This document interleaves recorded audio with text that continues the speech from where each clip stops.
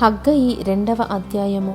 7వ నెల 21వ దినమున యెహోవా వాక్కు ప్రవక్తయగు హగ్గయికి ప్రత్యక్షమై సెలవిచ్చినదేమనగా, నీవు యూదాదేశపు అధికారియగు షయల్తీయేలు కుమారుడైన జెరుబ్బాబెలుతోనూ ప్రధాన యాజకుడగు యెహోజాదాకు కుమారుడైన యెహోషువతోనూ శేషించిన జనులతోనూ ఇట్లనము.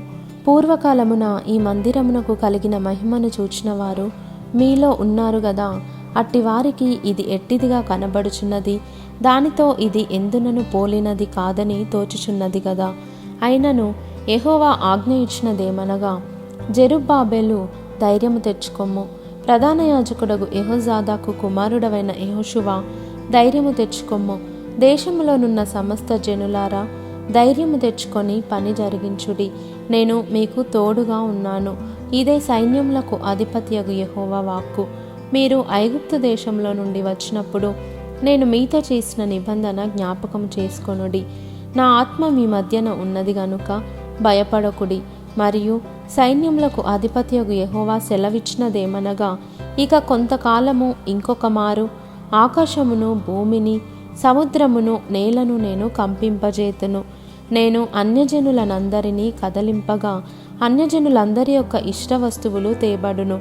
నేను ఈ మందిరమును మహిమతో నింపుదును. ఇదే సైన్యములకు అధిపతియగు యెహోవా వాక్కు. వెండి నాది, బంగారు నాది. ఇదే సైన్యములకు అధిపతియగు యెహోవా వాక్కు. ఈ కడవరి మందిరం యొక్క మహిమ మునుపటి మందిరం యొక్క మహిమను మించునని సైన్యములకు అధిపతియగు యెహోవా సెలవిచ్చుచున్నాడు.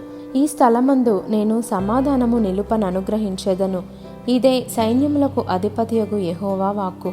మరియు దర్యావేషు ఏలుబడి అందు 2వ సంవత్సరము 9వ నెల 24వ దినమున యెహోవా వాక్కు ప్రవక్తయగు హగ్గయికి ప్రత్యక్షమై సెలవిచ్చినదేమనగా, సైన్యములకు అధిపతియగు యెహోవా ఈలాగున ఆజ్ఞ ఇచ్చుచున్నాడు. యాజకుల యొద్ద ధర్మశాస్త్ర విచారణ చేయుము. ఒకడు ప్రతిష్ఠితమైన మాంసమును తన వస్త్రపు చెంగున కట్టుకొని తన చెంగుతో రొట్టెనైనను, వంటకమునైనను, ద్రాక్షరసమునైనను, తైలమునైనను, మరి ఏ విధమగు భోజన పదార్థమునైనను ముట్టిన ఎడల ఆ ముట్టినది ప్రతిష్ఠితమగున అని యాజకులను అడుగగా వారు కాదనిరి.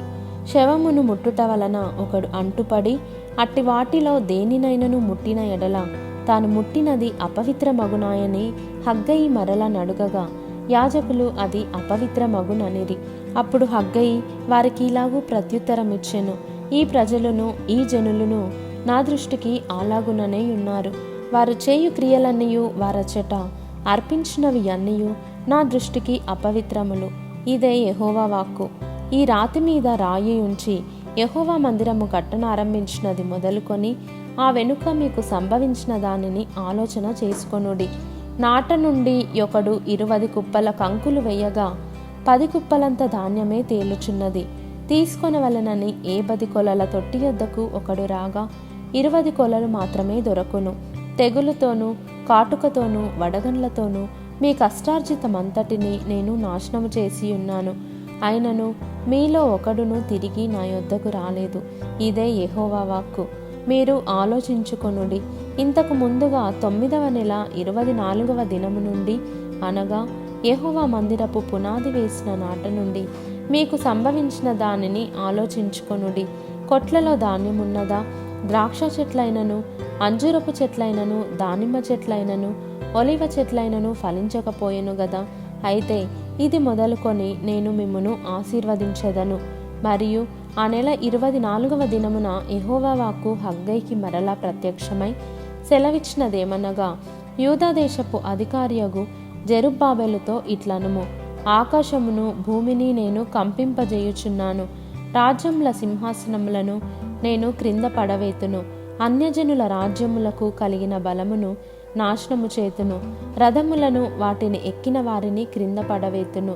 గుర్రములను, రౌతులను ఒకరి ఖడ్గము చేత ఒకరు కూలుదురు. నా సేవకుడవును షయల్తీయేలు కుమారుడవునైన జెరుబ్బాబెలు, నేను నిన్ను ఏర్పరచుకొని ఉన్నాను గనుక ఆ దినమున నేను నిన్ను తీసుకొని ముద్రయుంగరముగా చేతును. ఇదే సైన్యములకు అధిపతియగు యెహోవా వాక్కు.